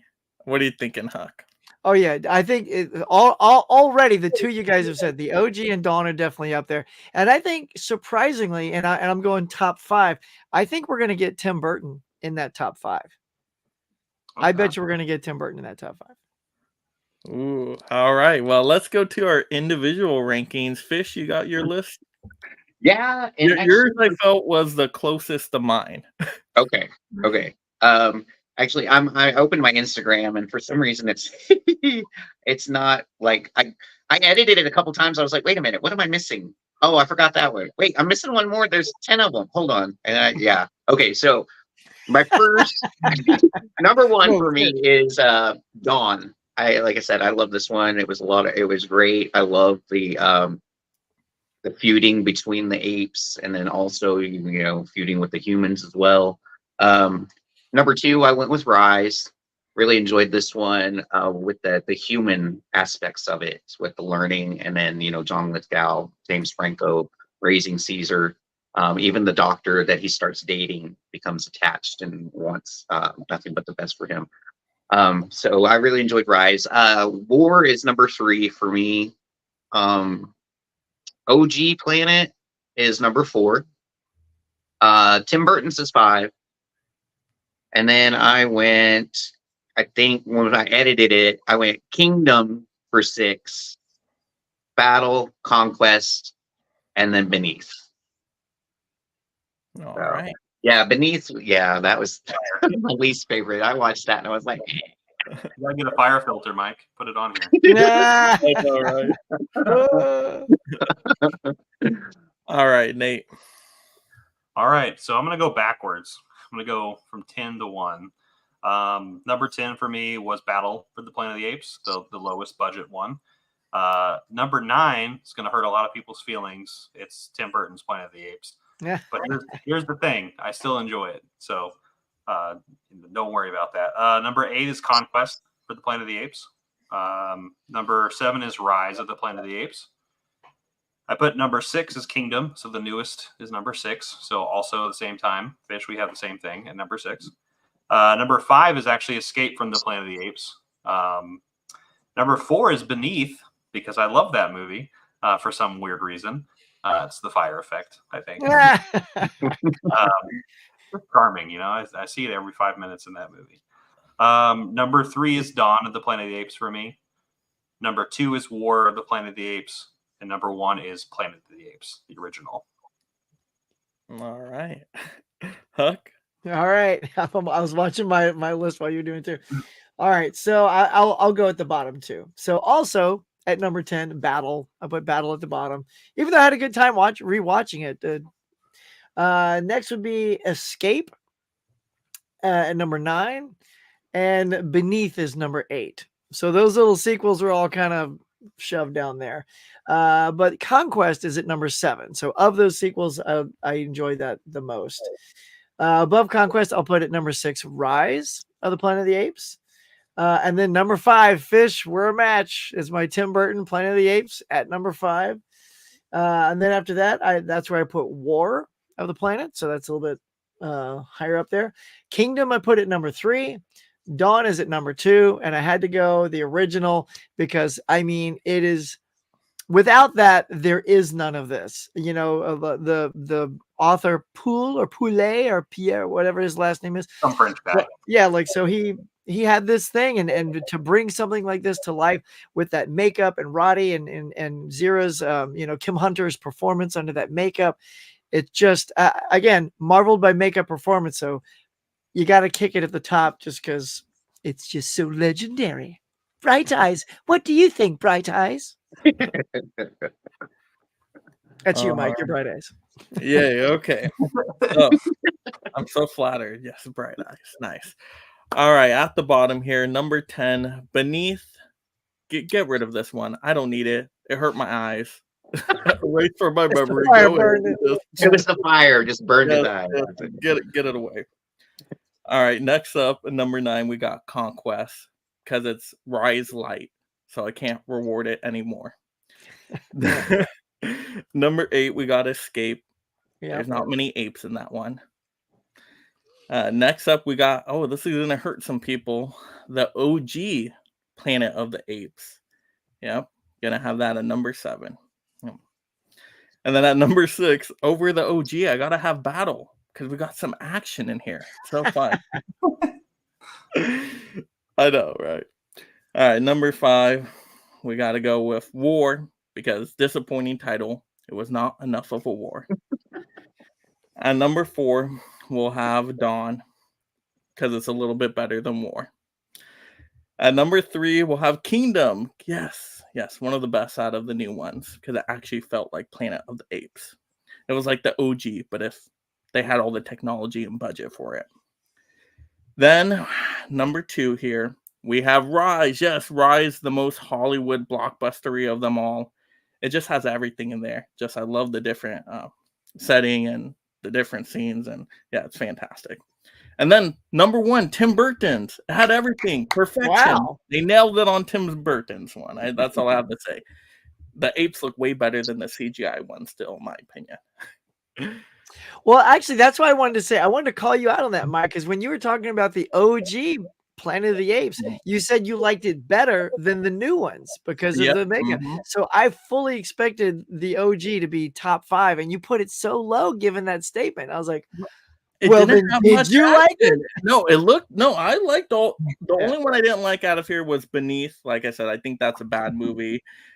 Conquest and Escape are like okay to me, but the rest of them I really like. But you know, it's a product of its time. I don't have the nostalgia. It's me going to see this one after I've seen all these other new ones. So I do like the way the apes look, but the story is very simple. Once again, not enough action for me. I like my action in my movies. So it's a little bit slower. Yeah. So they still look better though than the CGI. I just don't like CGI stuff. To me, CGI does not keep with future times. Like in 10 years, probably the CGI on Kingdom will look terrible. Oh, it won't. No, it's gonna look great. I don't know. To me, always as the years go on, the CGI just looks terrible. But that's me. To me, practical just keeps up forever. It's timeless. Yeah. Interesting lists, y'all. So do you have an overall list? Did you do a I crunched these numbers. Crunch those numbers. Get the definitive group ranking here. So let's move on to that. Yeah, let's get to that. So we're on to our group ranking. I looked at all of them, added up the scores, and we'll see how they placed here. So at the bottom is actually a tie for 10th and 9th place. Any guesses for the bottom? Well, Battle's got to be down there. Battle. What was that, Nate? Battle and Beneath. I wish it was Beneath. I'm shocked it's not. But Conquest and Battle. Conquest and Battle. Yeah, Conquest and Battle right there at the bottom. I see. I was shocked by Battle. I'm like, Battle was so fun. Yeah. You guys were like, no to Battle. All right, 8th place. Thank goodness it didn't get much higher than this. Beneath. I'm surprised. It still got 12 points right there. That's right. I think that was mostly yours. That's right. Yeah, thanks a lot, man. You're welcome. I'll do it again. I'll do it again for that fire effect. Oh gosh. And then 7th, we have to have Escape, 14 points. And then, oh my gosh, I was shocked by number 6. I was shocked. Yeah, Huck, you did not get this one right. Tim Burton's Planet of the Apes, but it's a huge Nate put it jump. so low. It did get My 10 fault. more points Again. over Escape, but still not enough. Only 24.6 place. But yeah, Nate, you Told take you, that I one. told you, Huck. And I gave it all the points. It got my maximum. I know. I thought that was going to help. I thought that was gonna help, but didn't even get to the top 5. The love of Beneath has ruined this entire ranking. Yeah, what is this? All right. Okay. Number 5, Kingdom of the Planet of the Apes, 26 points. All right. Respectable, very respectable. See All right, where this is going. Number 4, which I was surprised on this one because this was pretty high on me and Fish's list right here. Rise, Planet of the Apes, 27 points. Man, I wanted that one to get top 3, but so 3rd place. What do you guys think it is now? There's only 3 choices left. I think it's War. So you War. have Dawn, War, and the OG, right? Yep. War. I feel like it'll go on averages. maybe War, Dawn, OG, but maybe because Mike, maybe you didn't like the OG as think much. it'll be- Maybe OG is like 2. Well, OG will be 2. Don will be number 1. Right. So War, So OG. we're going War, OG, Dawn. That's what I That's think. what I'm Yeah. thinking. All right. Let's see. So There 30 we go. at 30 points. Wow, you guys put the math hats on today. You really did a good job right there. Because 2nd place is the OG, 31 points. I apparently tanked By the 1 score point. so much. Yeah, barely. Only 1 point. Got it to just above. Ooh. Oh, okay. And then Dawn gets the commanding lead with 34 points. 34. Number 1. So that is now the best Planet of the Apes film, at least by this Not group. about that. So that's your Not Well recommendation. deserved. That is a fantastic film. It's a great movie. Yeah, it was all generally pretty high on most people's lists. Like even if it wasn't the top one, it was around that top 4 area. So, all right. So Yeah, last thing, and I know we kind of started already talking a little bit about this, but if we want to add anything, where should they go next with the Planet of the Apes? Because we said what they got 5 more films to do. Yep. 5 films. Oh man. You know what? I'm gonna be contrary to this. I don't want the 5 sequels. For the new movies. I want to go back to the Tim Burton one. You guys had my gears turning. Let's do a direct sequel to the Tim Burton one. And Tim Burton, he'll do it. He's doing Beetlejuice. Yeah, Come back right. for one of his classics, his masterpieces.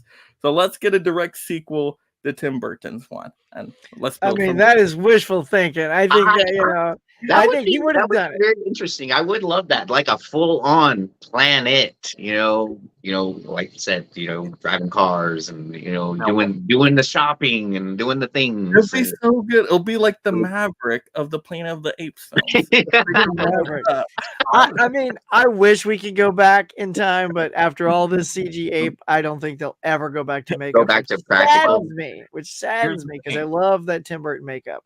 They Right. might Marvelize it though. They might have Oh, multiple multiverse. There we go. universes. Go The back. multiverse with the Apes movies. That would be interesting. Like they take the movie that's out now, and it's going to eventually get to the Tim Burton look, right? They'll stop looking like real apes and they'll look like human apes. More human. That would be interesting. So that the final movie is just makeup prosthetics. There you go. Yeah, let's bring it back. That'd be People are amazing. like, this is garbage.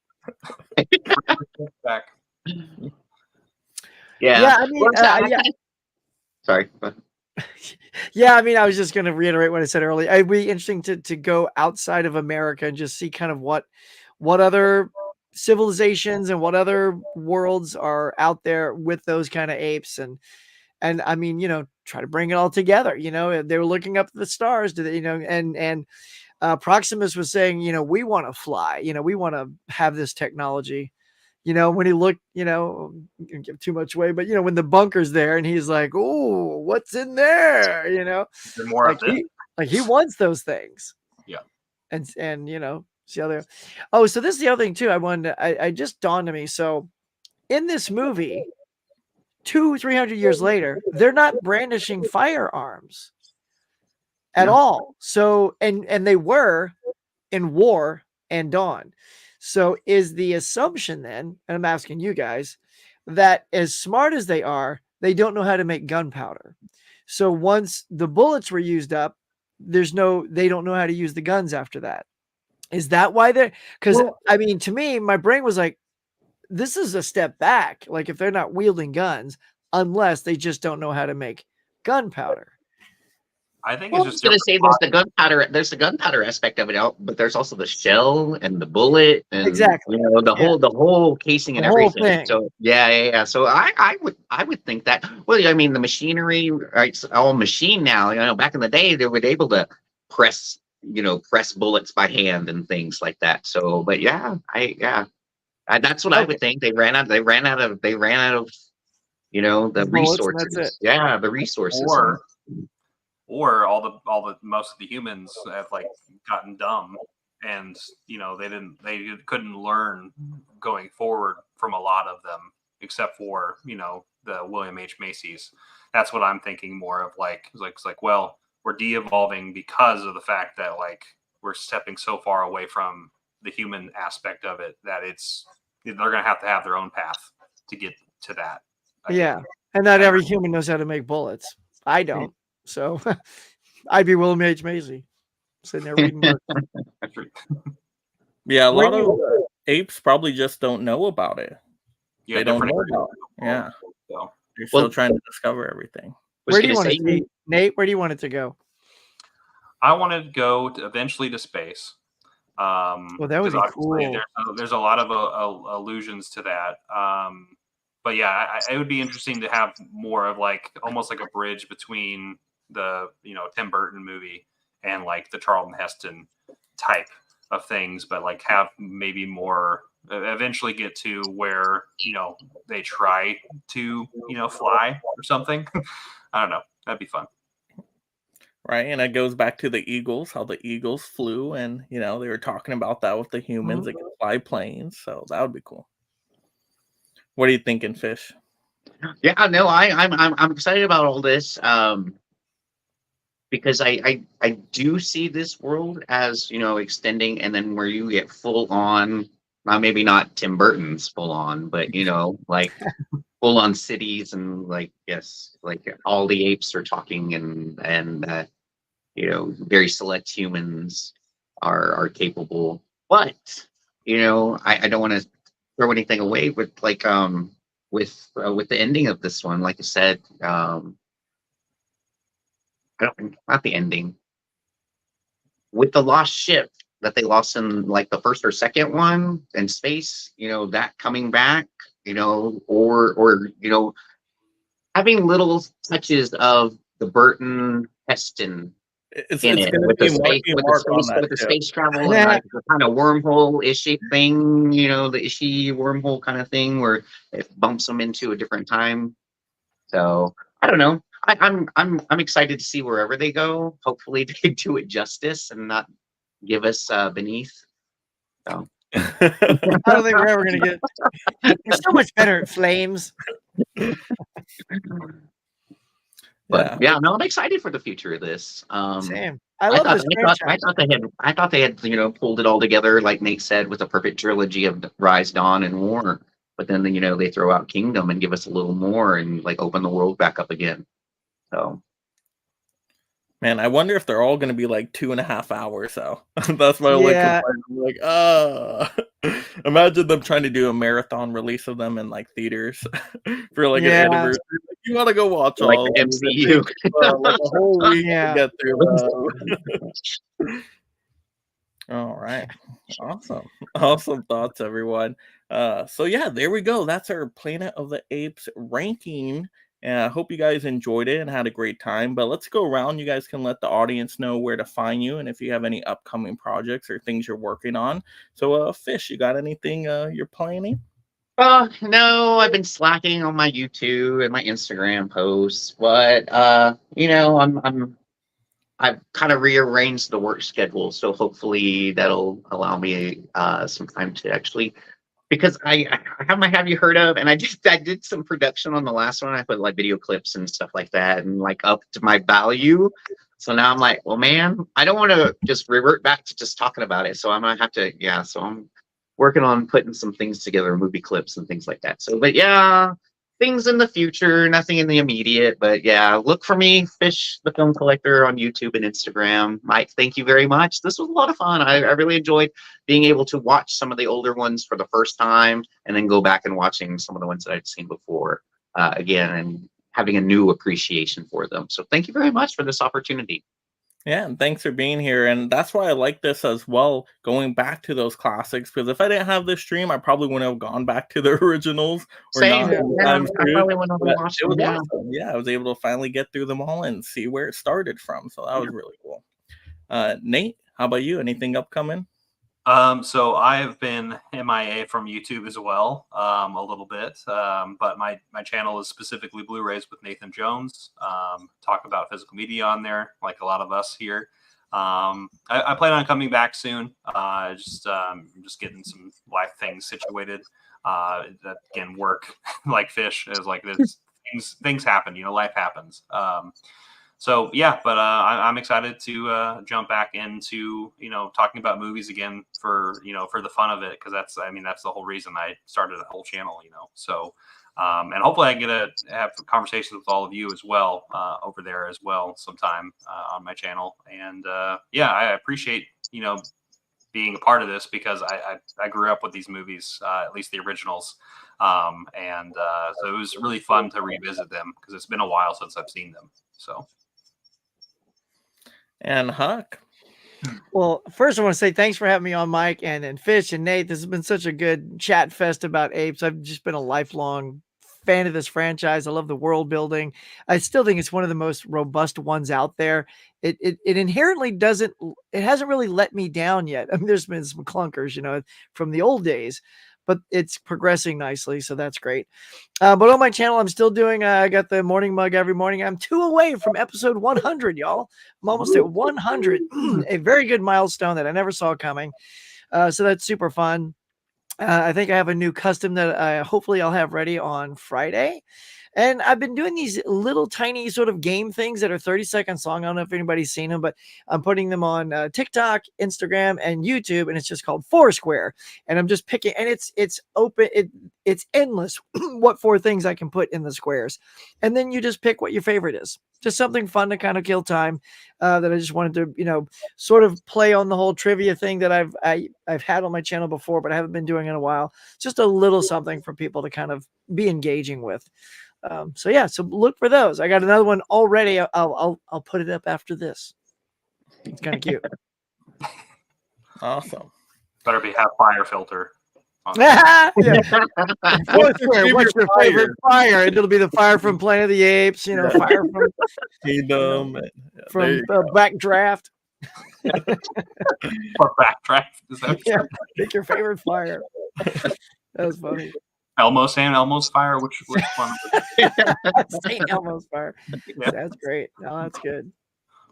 And then audience, everybody's channel links are in the description below, so definitely give them a follow. And more importantly, watch the content. That's the best part. They all make amazing content here.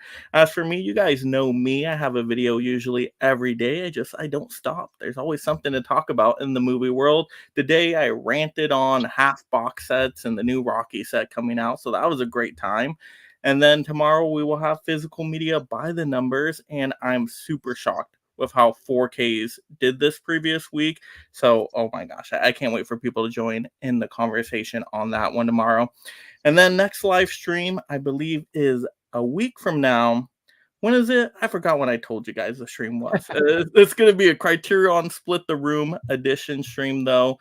And we're going to be talking about, trying to get half the people to vote. Should this make it to the Criterion collection or not? So that should be really fun, make some great conversation. So very excited for that stream.